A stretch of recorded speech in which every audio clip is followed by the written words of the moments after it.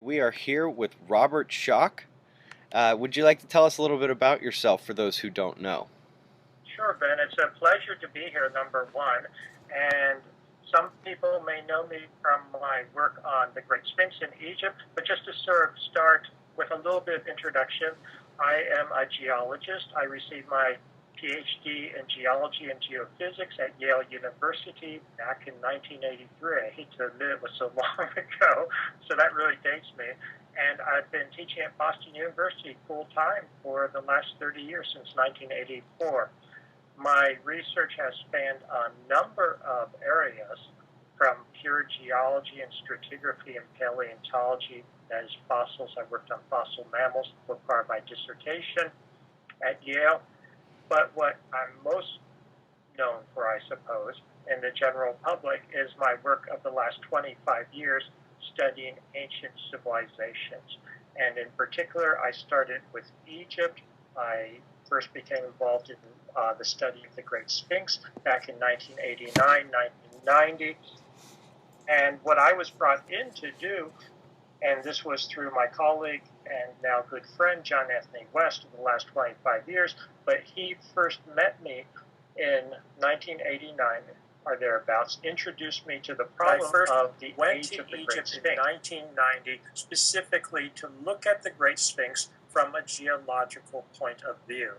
The traditional Egyptologist considered the Great Sphinx, this, some people say, the most tremendous monument, the most tremendous sculpture on earth, carved from the limestone bedrock on the Giza Plateau. They considered it to be 2500 BC, to date from 2500 BC approximately, and furthermore, that it was carved from scratch at that time. There were no predecessors, should we say, to the Great Sphinx. I went to look at it from a geological point of view to see if, in fact, this made sense. Looking at the bedrock geology, looking at the weathering, looking at the erosion, and to make a long story short, I very quickly found that the geological the weathering on the body of the Sphinx in particular did not match the 2500 BC date. What I mean by that is that the body of the Sphinx is carved down into the bedrock. Only the head stands above the general level of the plateau. And I'll say now the head is recarved, so it's not the original head on the Great Sphinx. The body is what you have to look at, and the walls of what are known as the Sphinx enclosure, these are heavily weathered by rain, by precipitation, by rain falling down, running off the sides. You can see that in the way the layers have sort of what I call rolling or undulating profile. They have deep vertical fissures. And I want to say right now that sometimes people say, well, maybe it was rising Nile floods. No, it's not rising Nile floods. That would give a different geological signature. This is from rain beating down. The problem is, for the Egyptological dating of 2500 BC, that the Sahara has been the Sahara Desert hyper-arid for the last 5,000 years, from at least about 3000 BC. So there was an incompatibility, I noticed right away, in what we see on the Sphinx, the body of the Sphinx, its layers of rock, which were weathered very definitively, in a manner that was not compatible with the last 5,000 years of climatic history in North Africa and the Sahara Desert in particular. So this suggested to me almost immediately on my first trip that there was something amiss here, that there was something earlier than the Great Sphinx as we see it now, with a human head and a lion body, and that in fact the core body, what I call the core body of the Great Sphinx, goes back to an earlier period, and not just a few centuries, but based on the level of weathering, based on the climatic regime, had to go back at least a few thousand years. So that was the beginning. We did seismic studies. I worked with geophysicist Thomas Debicki. We did low energy seismic around the Sphinx and on the Giza Plateau. This too confirmed that the weathering around the base of the Sphinx was much deeper than would be expected for 2500 BC if it had been carved that geologically that recently. I looked at other aspects of the structure of not just the Sphinx, but was known as the Sphinx Temple. The Sphinx Temple sits just due east of the Sphinx and is built out of huge multi-ton, some of them tens of tons, limestone blocks that were in fact carved when the body of the Sphinx was carved. So they carved out these huge blocks, moved them just slightly due east to build the Sphinx Temple. Looked at that, looked at weathering of that, looked at repairs that were carried out in the 4th dynasty, circa 23 to 2500 BC.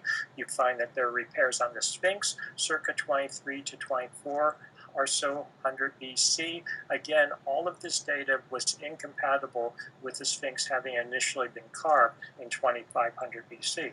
So the bottom line was, and I first presented this to the Geological Society of America, my fellow geologists, the bottom line was that the core body, the oldest portions of the Sphinx, go back to a much earlier period.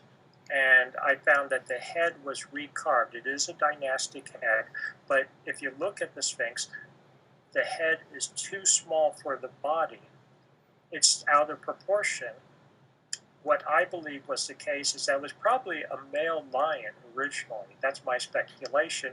The head became highly eroded. They recarved it in dynastic times into a human head.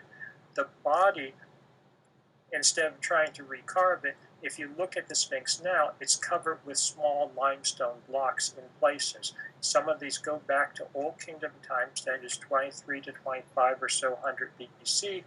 They were repairing the very ancient weathering. They did the same with the temple in front of it. So what I really feel I opened up was a new chapter, if you would, an older chapter of activity, human activity on the Giza Plateau, beginning with we'll call it a proto-sphinx, a structure that was there along with the temple that was associated with it. So I thought this was great. This would extend Egyptian history back before classical dynastic times. What I wasn't prepared for when I first started talking about this and presenting it at conferences in the early 1990s is that the Egyptologists in particular, they were livid. They were absolutely livid. The archaeologists were livid. They told me that this was absolutely impossible. They said that civilization didn't go back that far. Civilization only went back about 5, maybe 6,000 years at the most. People were hunter-gatherers. They couldn't build stone sculptures. They couldn't build monumental structures, that I must be crazy, that I was a pseudoscientist. I mean, they were really calling me nasty names. They accused me of saying that aliens from Mars or who knows what built the pyramids, and I wasn't even talking about the pyramids.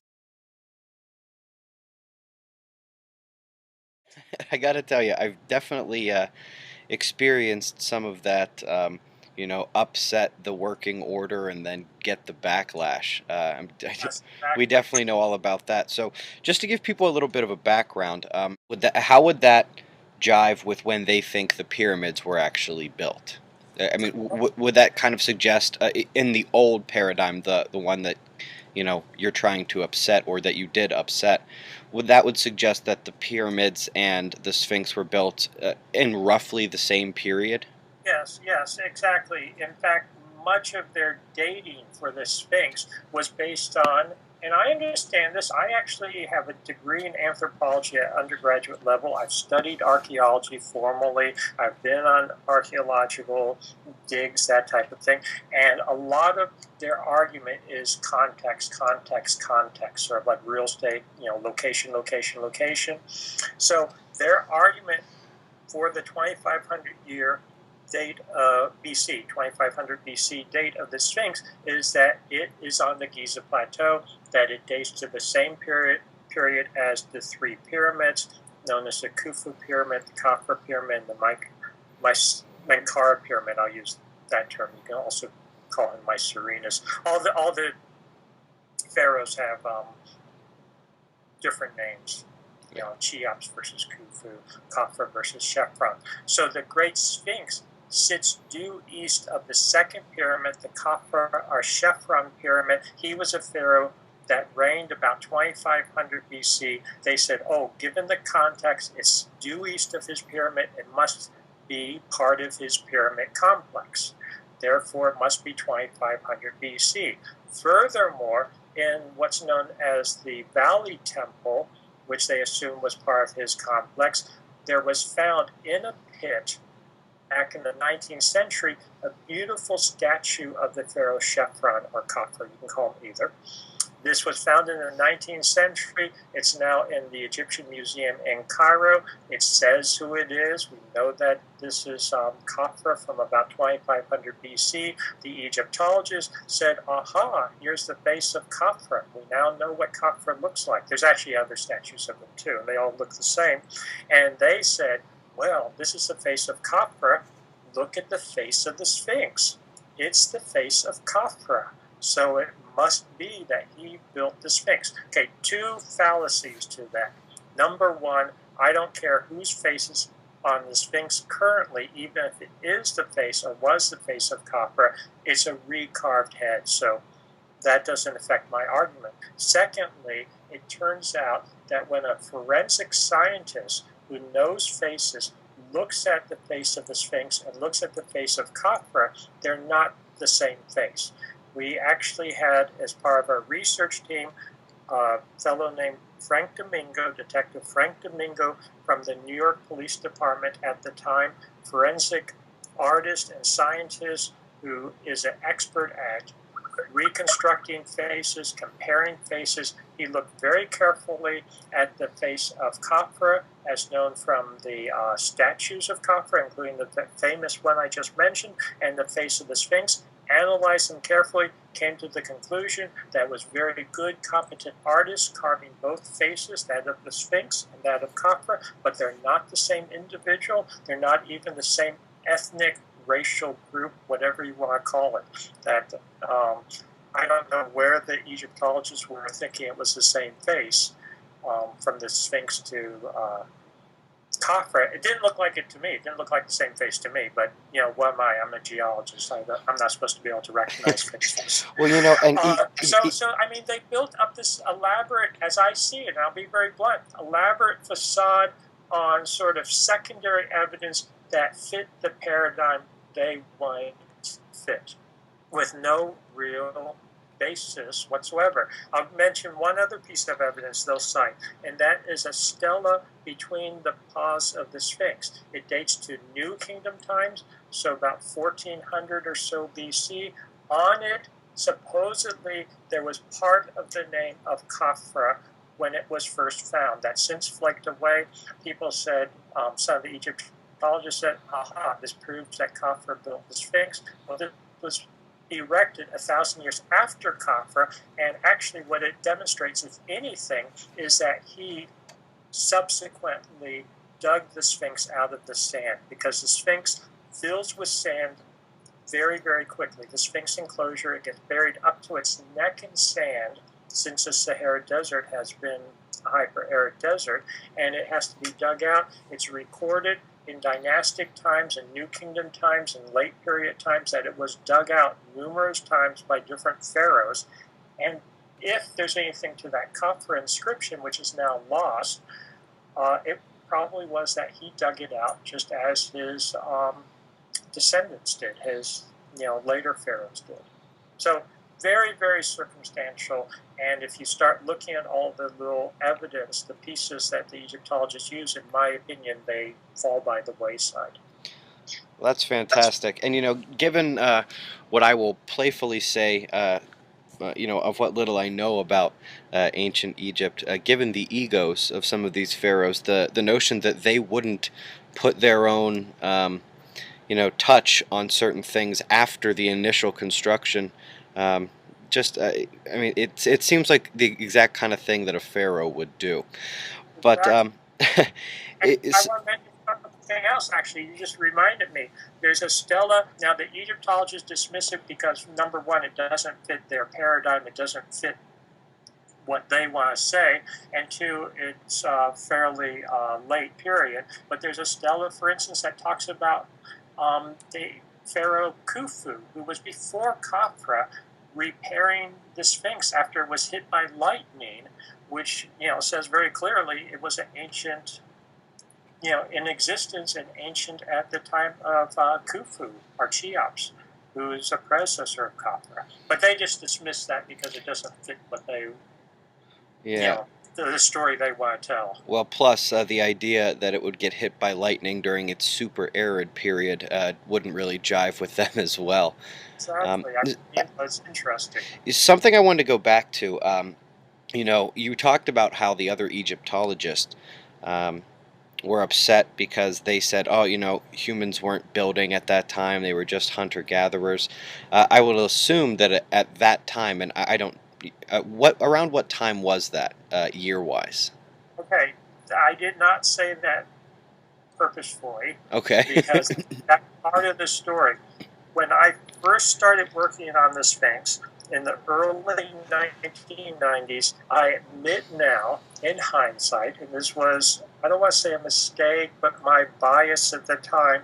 I'm a geologist. I was looking at the evidence, climatic evidence, level and degree of weathering, level of subsurface mineralogical changes that we picked up seismically, and I was doing my best, I admit in hindsight, and this was not necessarily as conscious as I realize, as I think of it now, but I was sort of making it as recent as possible and still being compatible with the geological evidence.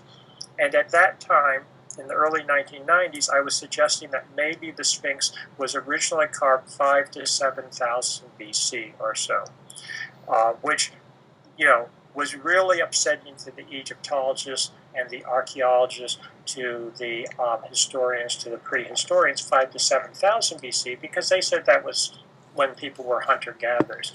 Fast forward up to now, 20 plus years later, now I think realistically looking at the evidence and also looking at other things that have developed since, which we'll talk about in a few minutes, I believe, I'm now happy pushing the origins of the Sphinx back to even 10,000 or so BC, the very end of the last ice age, which might sound incredible, but I believe we have good reason to do that.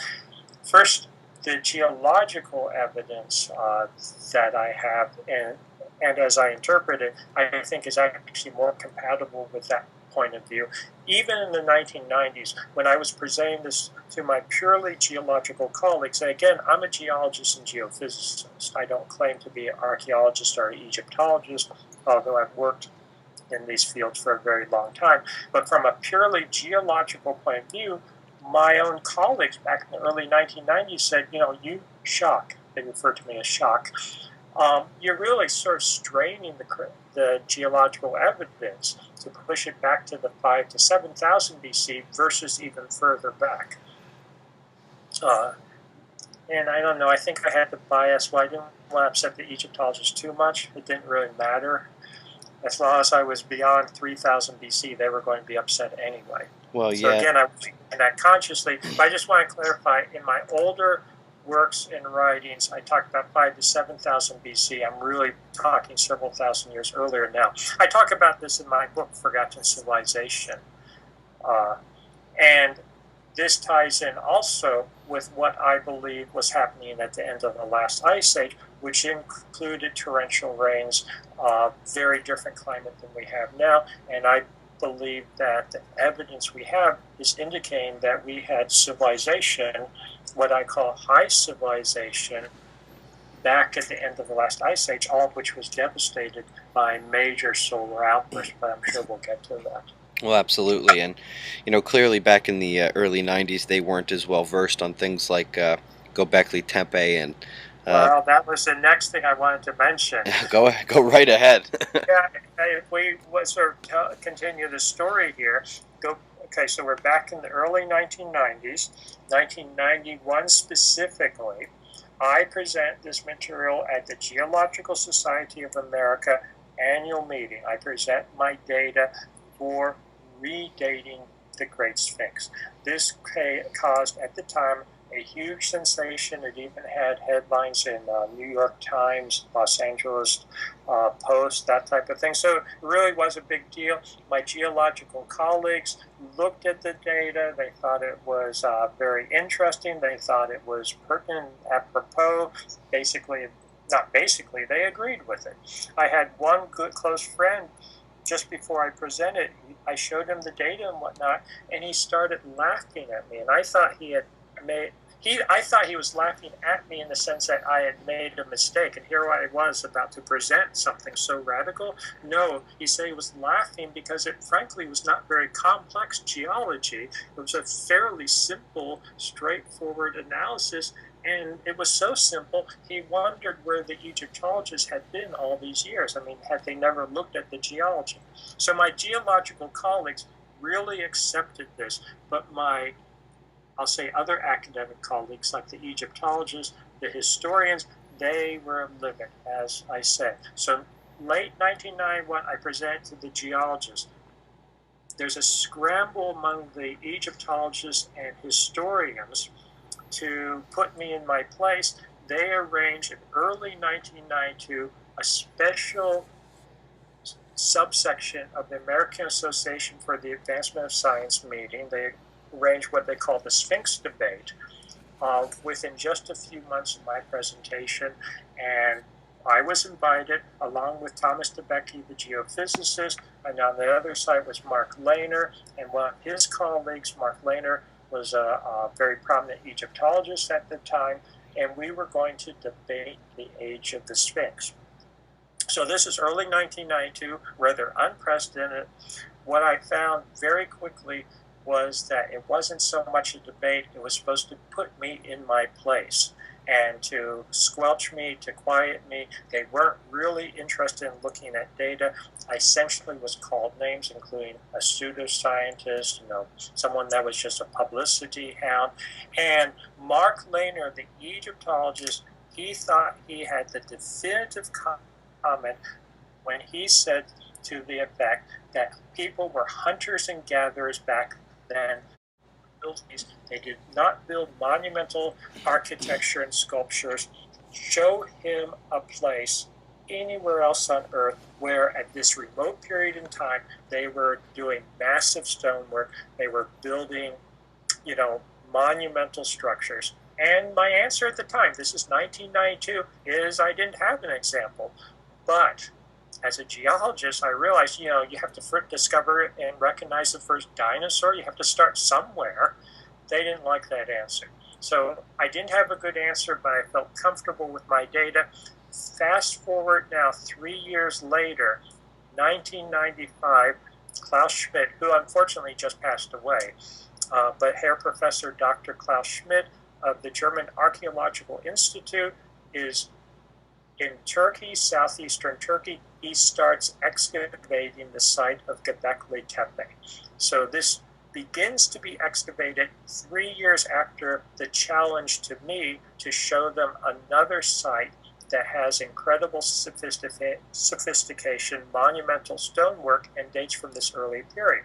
So 3 years later, the site begins to be uncovered, known as Gobekli Tepe, really does not make the news, either archaeological news or public news, well into the early 21st century. Now we have Gobekli Tepe, though. Klaus Schmidt, before he passed away last month, had excavated 4 well-known stone circles or stone enclosures. These are incredible, monumental stonework, and the thing is, it dates to the period 9,000 to 10,000 BC. The oldest portions actually go back into very end of the last ice age. So here we have a second site confirmation of what I have been saying for the last 25 years now, and the answer to that question that was posed to me. So for me, Gobekli Tepe is an incredibly important site. My wife and I have visited the site a number of times. I had the chance to speak with Klaus Schmidt before he passed away recently about this site. I was I personally was very skeptical about the dating of this site until I had a chance to read all the technical reports, to look at it on site, to look at the stratigraphy, to look at the geology. And I guarantee it, the dating is good. It's absolutely, um, more than I could have asked for back in 1992 to answer the question. It consists of stone circles. Everyone knows Stonehenge. Gobekli Tepe is sort of comparable to Stonehenge, but not exactly. Stonehenge is one stone circle. Gobekli Tepe has 20-some stone circles, most of which have yet to be excavated. 4 of them have been more or less fully excavated. So when you go to the site, you can see 4 major stone enclosures or stone circles.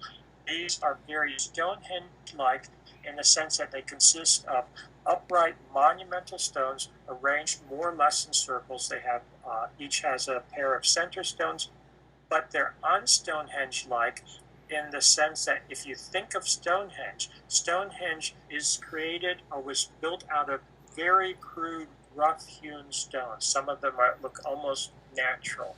They're not smoothly polished. They're not beautifully carved. At Gobekli Tepe, which is much older than the traditional dating of Stonehenge. In fact, if you think about Stonehenge, the traditional dating, borders on 3000 BC. So let's say roughly 5,000 years ago.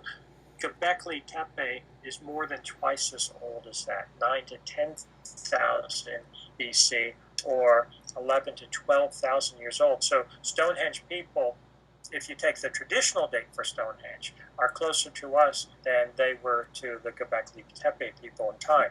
Yet Gobekli Tepe, the pillars there are beautifully carved. They're smooth, they're straight, they're very thin relative to their height. Some of them are about 5.5 meters tall for the tallest ones. They have reliefs of animals carved onto them. Some of them are anthropomorphic or humanoid with arms and hands and beautiful belts and loincloths.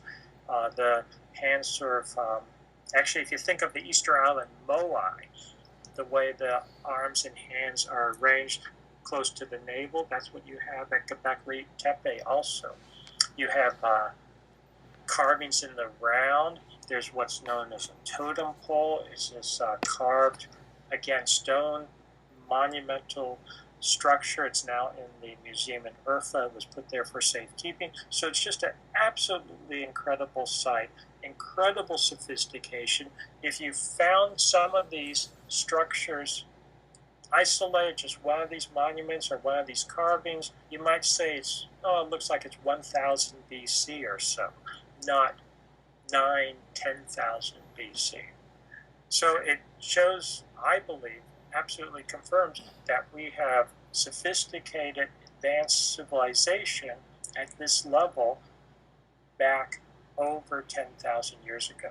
Something else that's interesting about Gobekli Tepe, and I am absolutely convinced this is the case, analyzing geologically, the entire site was finally covered over artificially, purposefully, by 8000 BC. So everything there of the main site, everything in the main site was sealed up, covered over artificially 10,000 years ago, 8000 BC.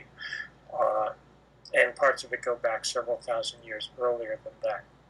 So, I'm just, to this day, ecstatic about Gobekli Tepe and how it ties in with the bigger picture, and I believe corroborates and confirms my initial analysis based in Egypt on the Great Sphinx, that we have civilization going back much earlier, what I call earlier cycle of civilization. Oh, that's very interesting. Um, of particular interest to those most likely to be listening to this, you mentioned a catastrophic solar event. What sort of event do you think took place, and what gives you the clues to come to that conclusion? Well, Yeah, here we have to sort of outline things a little bit, or just to give you the bigger picture, something that has been very, very, how do I want to say, interesting. It's been a problem. Something I've dealt with or I've been interested in certainly since I was a graduate student, long before, well, when I say long before, 10 years before I got involved in Egypt and the Great Sphinx. I've been involved with them so long for now, when I speak now. But that is the problem of the end of the last ice age. What was going on at the end of the last ice age? And when you look at the end of the last ice age, there are a couple of things that I just want to point out very briefly. The final segment, if you would, the final temporal period at the end of the last ice age is known as the Younger Dryas. So everyone thinks of the ice age, it was very cold, etc., etc. It was actually starting to warm up, but at 10,900 BC approximately, all of a sudden there is a cold snap. There's a cold spell, and it suddenly gets very cold again. Some people call this sort of a mini ice age at the end of the last ice age. So it gets very cold about 10,900 BC. Then approximately 1,200 years later, and I'm using the most recent dating for this geologically. Other people will say 9,600 BC or 9,500 BC, but the best dating I'm convinced is about 9,700 BC. At that point, it suddenly gets incredibly warm, very, very warm, and based on ice cores in particular from Greenland, also looking at various sediment cores and other data, including even some lunar data that was collected. We have a very sudden warming snap just about 9,700 BC at the best calibration. And this happened so quickly that based on ice cores, it was within 1 to 3 years. The thing is, we can't resolve it any better than that. It could have literally been within a couple of weeks or even overnight. So incredible warming at 9,700 BC, going back a little bit, 1,200 years, cooling at 10,900 BC. The cooling event is sudden geologically, but not as sudden as the warming at 9,700 BC. So what explains these two things? I believe the evidence right now, and my hypothesis, should we say, but I believe backed up by evidence, is that there's lots of data indicating there was probably a comet or some kind of physical extraterrestrial impactor that either hit Earth or exploded in the atmosphere. Many people pinpoint over Canada, over northern Canada, but some kind of impactor, some kind of, well, let's just call it a comet, that impacted Earth, caused the cooling spell at 10,900 BC. There's evidence for this in the sense of iridium spikes, microspirals, nanodiamonds, that type of thing. 10,900 BC would put dust and debris and whatnot into the atmosphere. You would expect a cooling effect. We know that Earth is hit by comets and meteors and that type of thing on a regular basis. Geologically, I'm talking regular basis. It's been very well established now. This is what caused some of the major Cretaceous extinctions and the extinction of the dinosaurs, a much larger one, 65 million years ago. So I think the evidence is that some kind of cometary impact 10,900 BC set off the Younger Dryas cooling spell. But then how do you explain the evidence for the incredible warming, which is essentially off the scale, if you would, in 9,700 BC? And when you look at isotope data for solar activity and various proxies for solar activity that you find, again, sediment cores and ice cores, I believe what we had at 9,700 BC is an incredible solar outburst. Coronal mass ejections, as you follow in modern times, for the sun right now, essentially a huge solar outburst, the Carrington event, by orders of magnitude greater in about 9700 BC, followed by probably smaller ones after that. And I think that the evidence in this is based mostly, a lot of this is based on isotope evidence from Greenland ice cores, shows that the sun was very active, very unstable at that time, underwent these major solar outbursts, and this would have the effect of warming the climate dramatically, virtually overnight, virtually instantaneously. This is something that was predicted by Thomas Gold, or hypothesized by Thomas Gold, as early as the 1960s. He was an award-winning astronomer at Cornell University, but people say, oh, you've gone off the deep end when you're talking about something like that happening. But he, as other astrophysicists have pointed out, our sun is a star. It's not the same all the time geologically, if I could put it that way. I mean, it goes through periods of variability. It goes through periods of relative instability versus more stable periods. And it was at, I believe, a very unstable period. Well, that would make sense. 10,000 BC, 12,000 years ago. Well, and in terms of the potential for that to have an effect on Earth, we're even finding out just now, even just looking back over the past 100 or 200 years, that, in addition to the sun having a lot of variability, Earth's protection from the sun has a lot of variability. I mean, just in the last 150, 200 years, we've lost anywhere from 15 to 20% of the strength of the magnetic shield, and this is the latest of which is coming from ESA's Swarm mission. And so, God forbid that during that time there was, a major weakening of the magnetosphere, just like we're kind of on our way to seeing now. This could have even amplified the effect even more, and even makes it, it's just one more thing you can add to the, oh, well, yeah, this could be possible if these things were happening. So I'm right with you, and I'm pretty sure that those who have been, following our channel, their heads are kind of spinning right now with all these ideas, and are very much on point with what you're saying. So, exactly.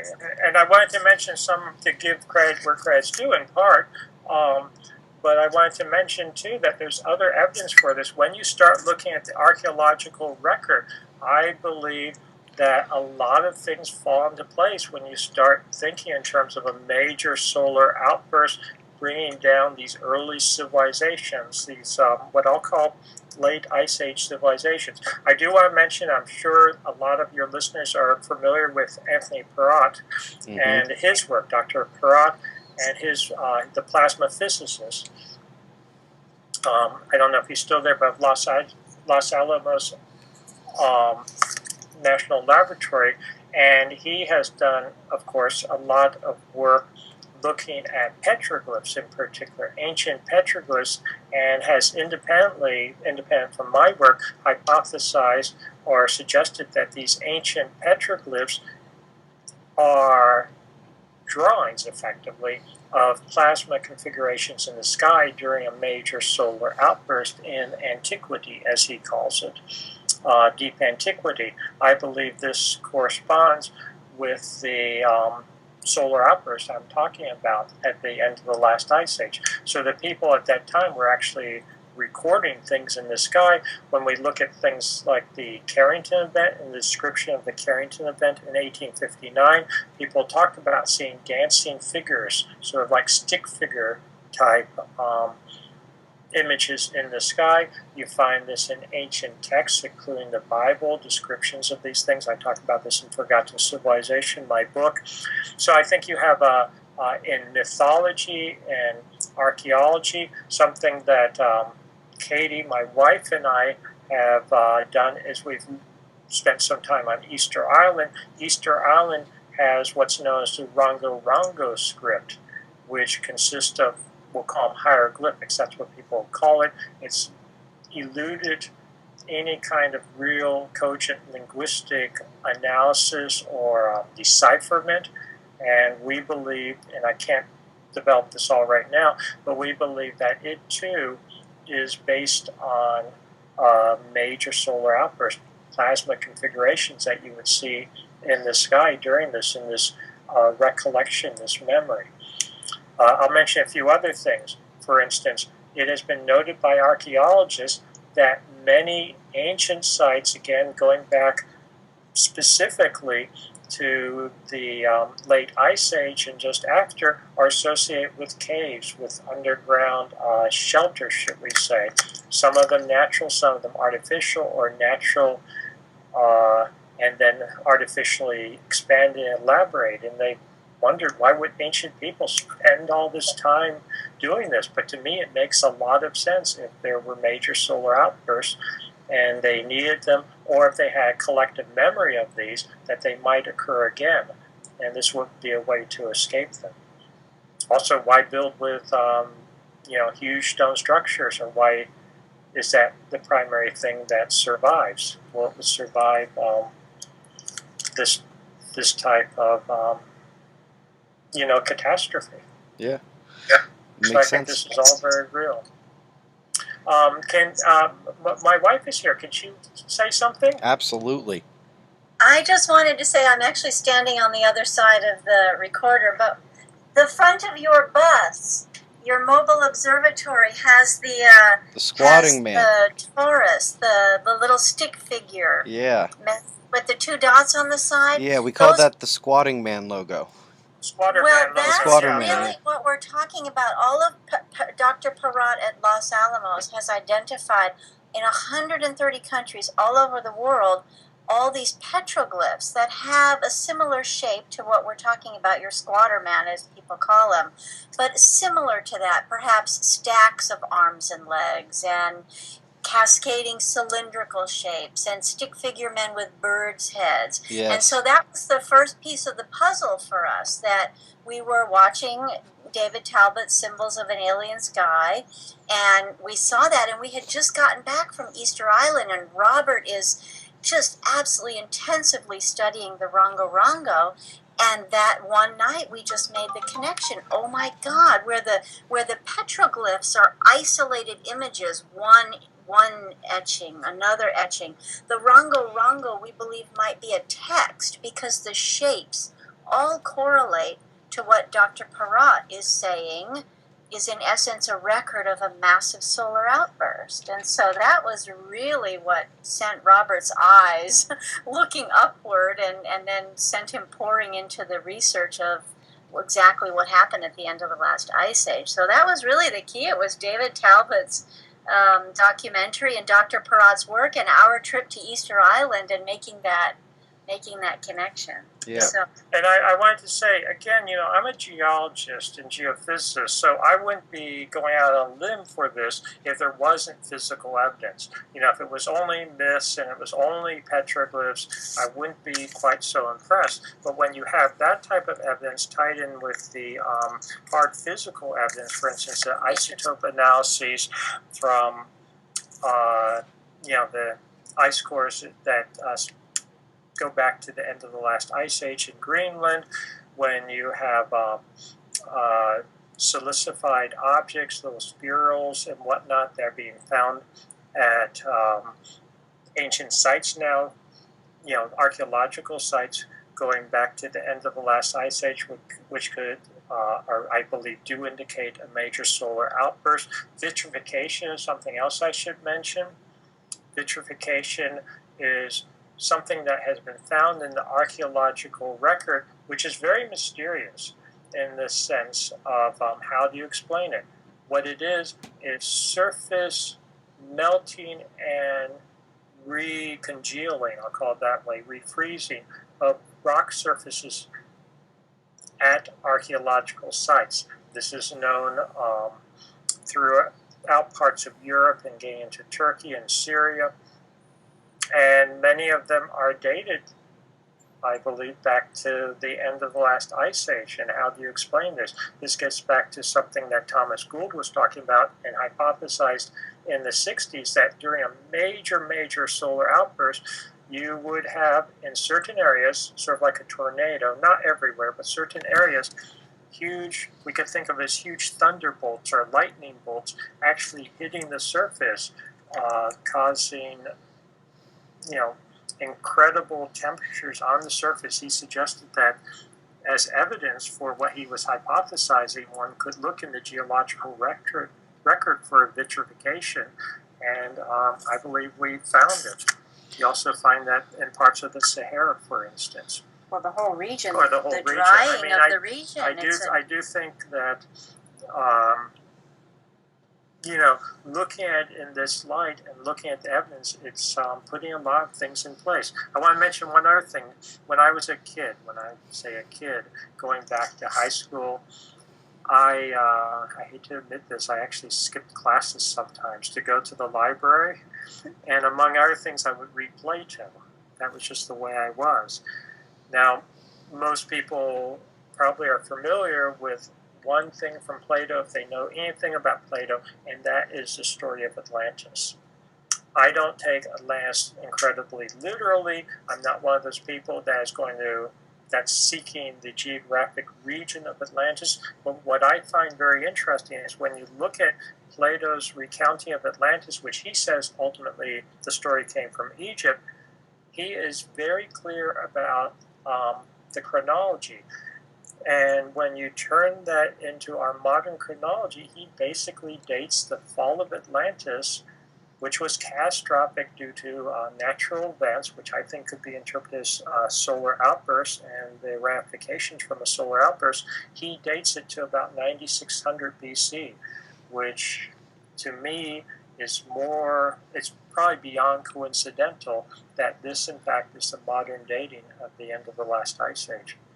So just lots of little pieces of evidence that I think fit into a cogent pattern here. Well, I would definitely agree, and especially given some of the things that we've been looking into recently. I'll mention two things. In terms of having some kind of solar outburst cause basically the cosmic thunderbolt, or the thunderbolt of the gods, as they say. Isn't completely out of the realm of possibility. For those who have been listening to our interactions with Dr. Kongpop Uyen, he's a big, largely in favor of electrostatic, forces having a role in some of these events, as opposed to purely electromagnetic. And so if you get enough plasma and charged particles from the sun interacting with our magnetosphere, ionosphere, atmosphere, there's a lot of static electricity, in addition to just the charge exchange between the particles. And, that would all, the work on lithosphere, atmosphere, ionospheric coupling is actually quite extensive at this point. And something else, we see that terrestrial gamma flashes, or what they call that dark lightning, or the things that are produced when we have sprites, those fire up the magnetic field lines of Earth. At least according to NASA, they have some great visuals on that and animations. And so, if it's the other way around, it wouldn't, maybe that energy would get funneled down the magnetic field lines and cause the same type of bolt in the opposite direction. So this is really along the lines of some of the things that our community's been thinking about, and I'm really happy that you brought this up.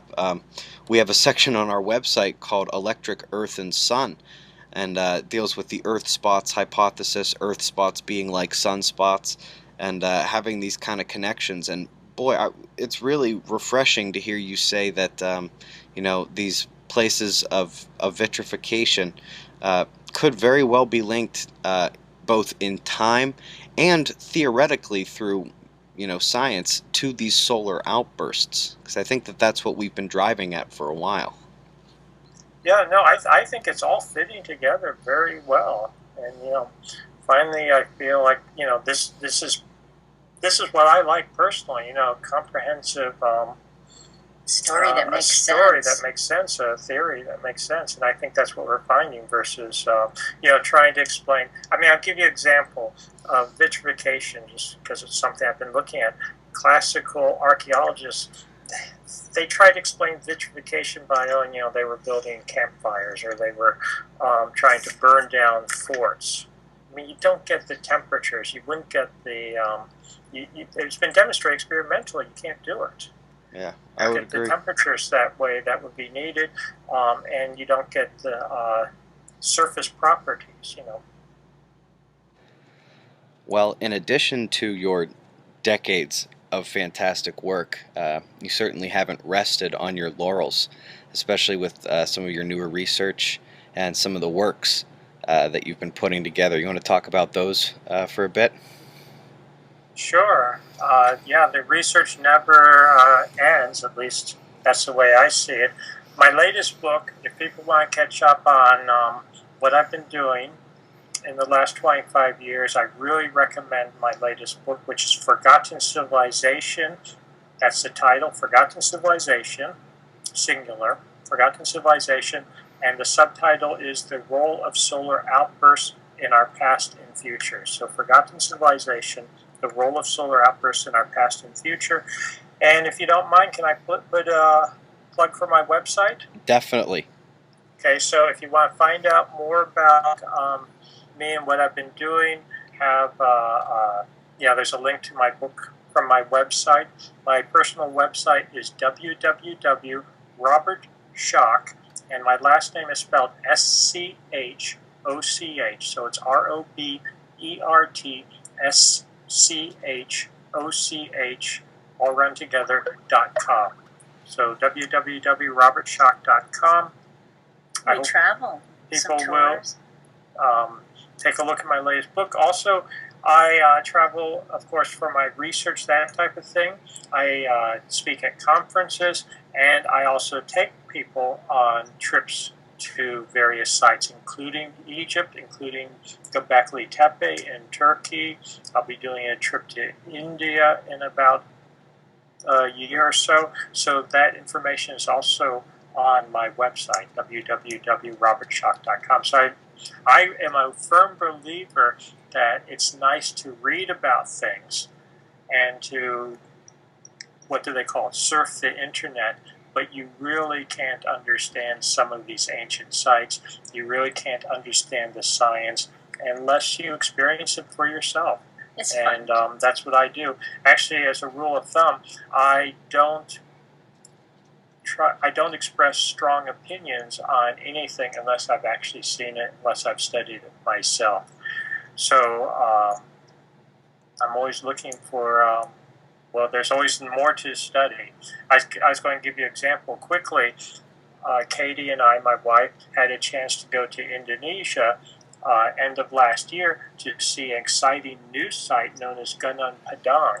And I was skeptical about it, as I always am, because sometimes I get invited to see, quote, ancient sites that turn out not to be ancient sites at all. They're just natural formations, or in some cases, they're frankly fraudulent. But here in Indonesia, we have a site that I believe, there's no question, it's artificial, it's human constructed, and so the carbon radio dates that go with it, the borehole analysis, etc., indicates that it goes back to the end of the last ice age.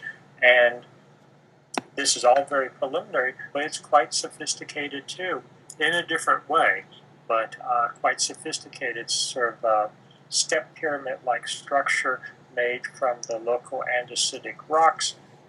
But I think it once again indicates that we had civilization, what I call true civilization, at the end of the last ice age that was devastated by these solar outbursts.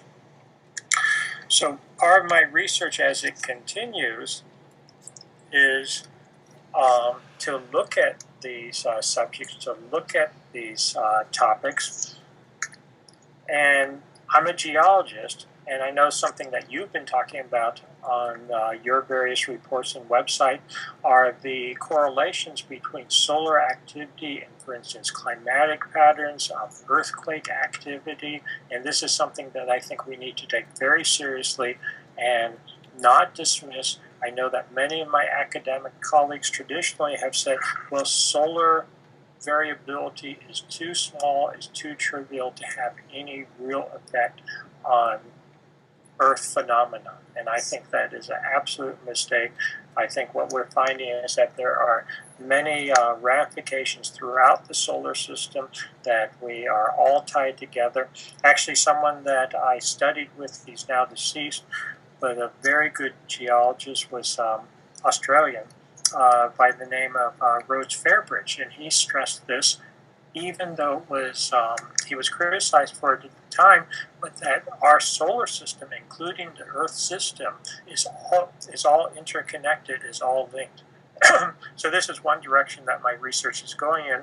Another thing I want to mention, and I talk about this in Forgotten Civilization, is I believe, as we discussed, there's this very strong evidence, I'm convinced of it, that there was a major solar outburst at the end of the last ice age. I also think that the evidence indicates, and I don't mean to be scary or a fearmonger, but indicates that our sun is again going into a period of instability, similar to what we saw 12,000 years ago at the end of the last ice age.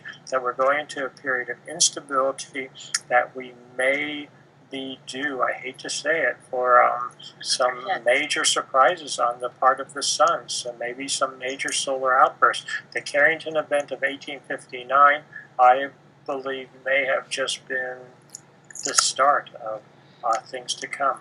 You know, that is a really good point you make, and in terms of instability, that goes both ways. In terms of, at least in my opinion, just looking back at the records we do have, that just because the sun is not, highly active for months and years upon end, doesn't mean you can't have that sudden outburst. The Carrington event itself was during a fairly weak solar cycle by comparison, and if you look at just the last solar sunspot minimum, the one that is being talked about as the longest and the lowest solar minimum of the space age, and probably that we have on record since the Maunder minimum.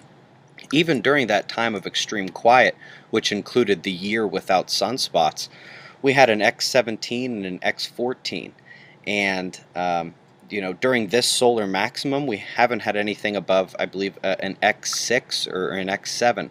So it's interesting that during these times when the sun is supposedly not as active, we can have these massive outbursts. And it kind of seems that the stable periods would be that clear. You get the flares at solar maximum, then you wane at solar minimum. But during these times of instability, there may be that period where the sun's not wholly active, and then out of nowhere, boom, goes the solar flare. Exactly. Based on, for instance, isotope analysis, I think that's what we had back at the end of the last ice age. So I'm very, again, I don't want to be a fear monger. I'm not trying to predict bad things, but I think we have to look at the data. We have to look at it realistically.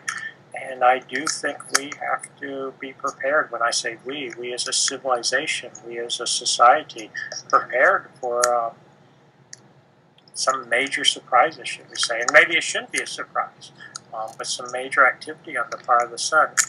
Absolutely. Which can come out of nowhere. And I'm afraid that, and I don't mean to be preachy here, but I'm afraid that our society is woefully unprepared for such things. And we're incredibly vulnerable with our modern electronics and our dependence on electricity and electrical grid systems. I mean, it's well understood by those people who have studied it that if we had a Carrington event today, it would be devastating. Yeah. And I think we could well have something much stronger than a Carrington event.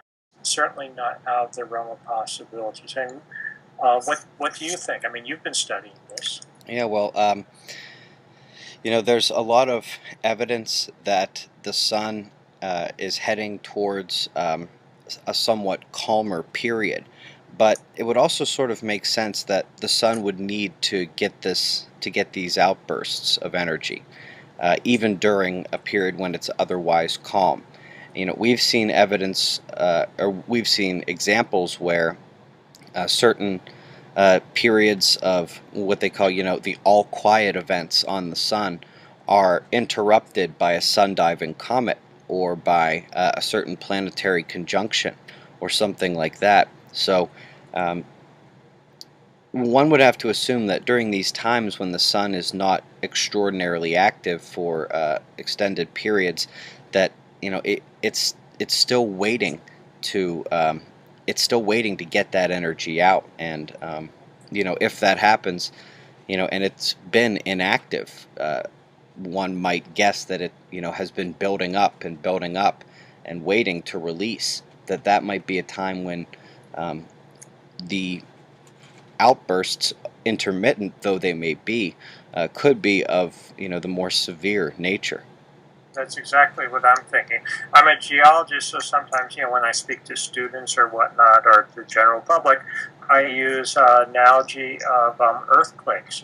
Building up. We know that there's earthquake zones. We know where there are certain fault lines, and if you build up a lot of pressure along one of those, you might think for years or decades or centuries, oh, everything's fine and great. Oh, no earthquakes recently, but the pressure is building up, and then you have a big one. Yeah, Just as absolutely. an analogy. So yeah, I'm concerned that just like you're saying, that it's building up. Well, I would definitely agree that you may be brought into a false sense of security. yeah, a little bit of the normalcy bias. Well, I got to tell you, thank you so much for coming on, both to you and your wife. There's a lot more to check out on your website, actually, than just your newest stuff.